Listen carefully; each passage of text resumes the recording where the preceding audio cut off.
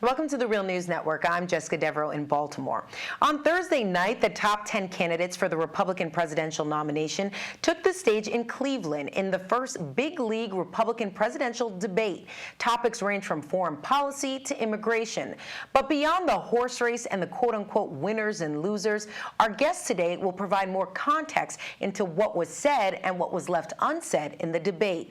Now joining us from Falls Church, Virginia, is Larry Wilkerson. Larry is the former Chief of Staff for U.S. Secretary of State Colin Powell, and he's currently an adjunct professor of government at the College of William and Mary. Also joining us is Brendan Fisher. He is General Counsel with the Center for Media and Democracy, and he has worked extensively on the ALEC Expose project. Thank you for joining us. Thank you. Thanks for having us. So we all watched the debate last night. I found one of the most honest moments in the debate was when Donald Trump bragged about how he deliberately gave money to politicians so he could later get favors from them. Let's take a listen.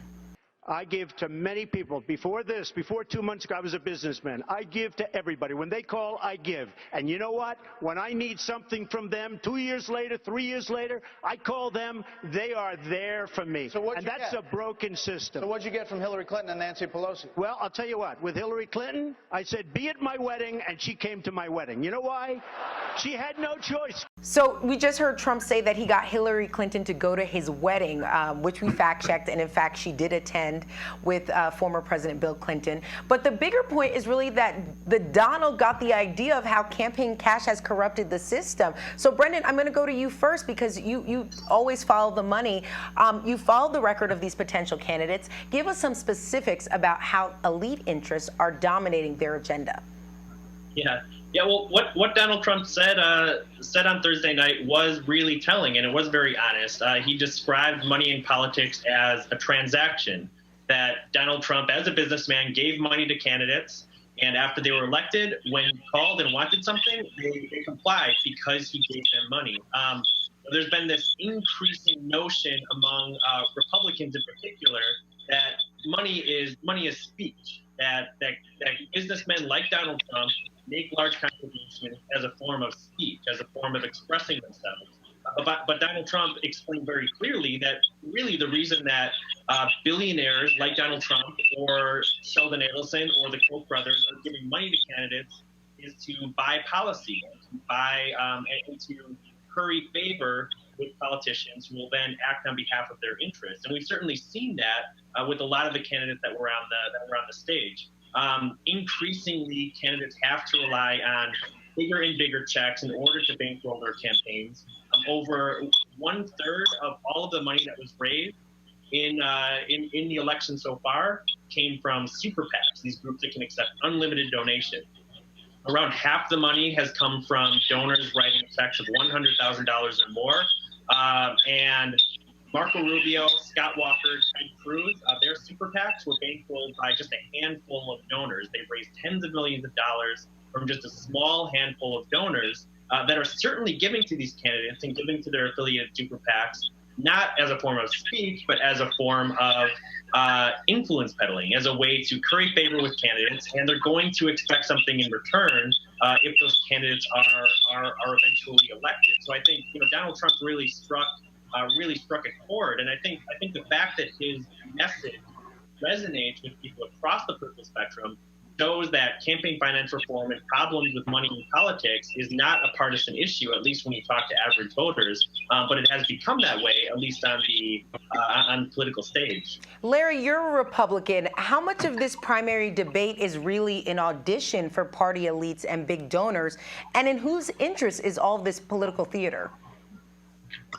Let me just say initially that I agree with what Mr. Fisher just said, and I would correct one thing. I know he didn't mean it this way, but they don't have to get elected because most of these people are already in positions of power. Marco Rubio, John Kasich, and so forth. So this money going to them for their political campaign might prove positive for the giver later on if they're elected, but it definitely proves positive in the present too, because a senator, a governor is going to do things for the person who gave him that money, whether it worked for the furtherance of that politician or not. Basically, to answer your question, though, I had to quit watching at several points last night because I watch, I think, my party beginning the process of suicide. I've been saying this for so long that if they didn't get their act together, they were going to commit political suicide. And I think what I saw last night was something that I would ask this question about. Who embarrassed themselves most? Megyn, Brett, and Chris, Fox News in general, or those candidates up there, with the exceptions of possibly three, who I thought, though I might disagree with their policies, in many cases rather starkly disagree, I still thought they conducted themselves as people that I might contemplate as being of presidential timber, and that would be Jeb Bush, John Kasich, and Marco Rubio. My wife found Marco Rubio particularly engaging, and she has no real love for him because she knows I've been working on U.S.-Cuba relations for a long time, and that Marco Rubio stands opposed to everything I've done. So that was particularly persuasive to me with respect to his performance, because she thought he was the standout in that debate. But my general appreciation was that the Republican Party, Fox News, and all that they represent, some 20% of what I call the nuts in this country, are looking at a potential for political suicide. Unpack that a little bit more when you say political suicide. What do you mean exactly, Larry? Well, in the most recent presidential elections, in fact, go all the way back to World War II with little exception, fewer than, let's say, 30% of the registered voters in this country have actually elected the president. If you break it down, that's what it looks like. Sometimes it's fewer than a quarter have elected the president. In 2000, it surely was probably that. That means there's a lot of disenchanted voters out there. Well, one way to get them angry and get them to start voting is to do the kinds of things that we saw last night. At least that's what I expect will happen. Either that or they won't come at all, and we'll have an even more dismal performance in the presidential election. The other side of the coin is what the Democrats are offering, of course. And I've said many times I don't think Hillary Clinton is electable. So this is going to be a really interesting, this is going to be like the election of 1896, which is probably one of the most seminal periods in our short history. It's going to be a real disgusting performance for democracy, as it were, or it's going to be an electric performance. And what we're seeing from Donald Trump is some of that.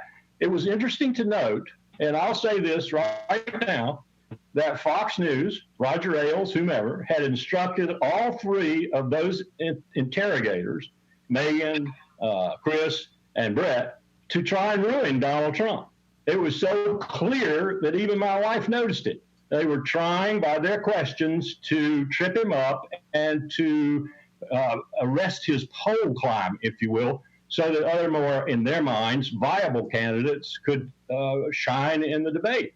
That was so clear that Fox News, in addition to having curtailed this debate in a way that was undemocratic, even made itself more prominent in this undemocratic means than it had before. So I didn't see too much positive come out of the entire performance. But I think people would also argue, Larry, and I'm going to get you in this conversation too, Brendan, that is the role of the media in all of this, that they are trying to create this charade of democracy. They're trying to essentially create this debate, ask these quote-unquote tough questions, but in reality, it's nothing more than rhetoric that comes out of most of these debates, that the population isn't discussing policy. I was very rare to actually hear any of these candidates even talk of solutions. I know the word inequality didn't even come up in this debate. So I'm going to first turn to you, Brendan. What are some issues that were not talked about? Let's talk about some specifics. It was the 50th anniversary of the Voting Rights Act. Voting rights never came up once.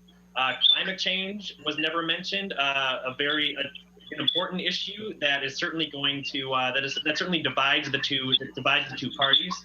I was surprised that there was a question about Black Lives Matter and the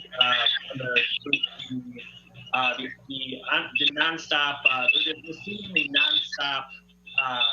Police killing of unarmed African-American men. That was directed to Scott Walker, who gave a very, I think, unsatisfying answer. Wisconsin has been the site of some of these killings. Dontre Hamilton in Wisconsin, Tony Robinson in Madison, and during Scott Walker's tenure, he's had a pretty horrible record on these issues. He pushed tough on crime laws as an ALEC member in the 1990s. Wisconsin now locks up a higher rate of African-American men than any other state in the country. One of Walker's first acts as governor was to eliminate a program to track the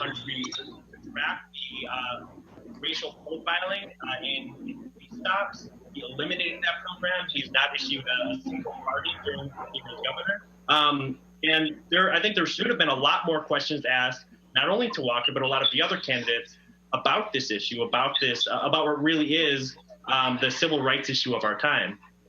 But an issue that they did raise, of course, was ISIS and Iran, Larry. I want to get your take on that. When they brought up these questions about how do we fight ISIS, things of that nature, what was your perspective? My perspective was I was hearing more of the same. I've been working, as you know, Jessica, this issue for 5 years, the last 2 years, really, really hard.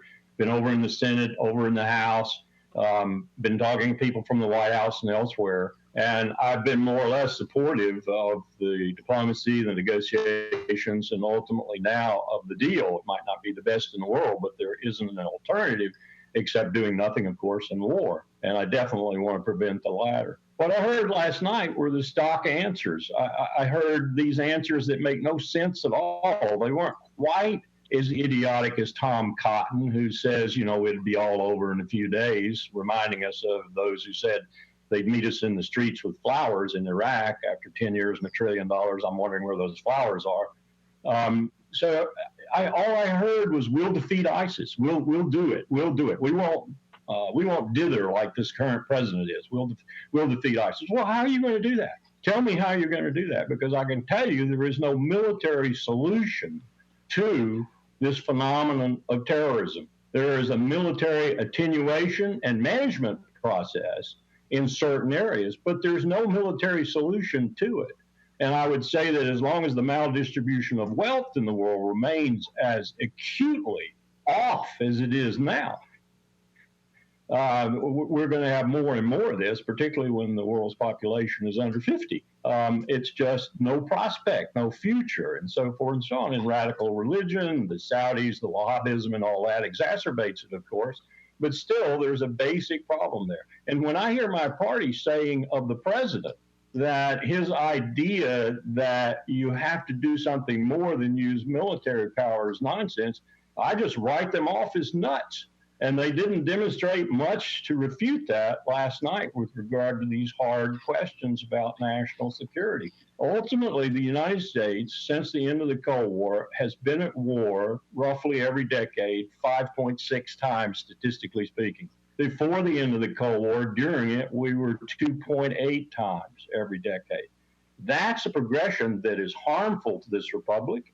James Madison said it eloquently: the clearest way to tyranny is an interminable state of war. That's where we're headed. The plutocracy wants that. That's their purpose. They would love to keep this nation at war. There are more contractors in Iraq now than there were when we were fighting there. Billions of dollars of U.S. taxpayer money is going there, and look at what it's doing. Virtually nothing except maintaining a stasis that is turmoil, disaster, refugees, and so forth. So I didn't hear anything from my party that tells me that they're doing anything but speaking to the ribald, ignorant, stupid base that constitutes that element of my party to which they have to speak to get elected. And that's very discouraging. All right, Larry Wilkerson as well as Brendan Fisher, thank you both so much for joining us. Thank you for having me. Thanks for having us. And thank you for joining us on the Real News Network.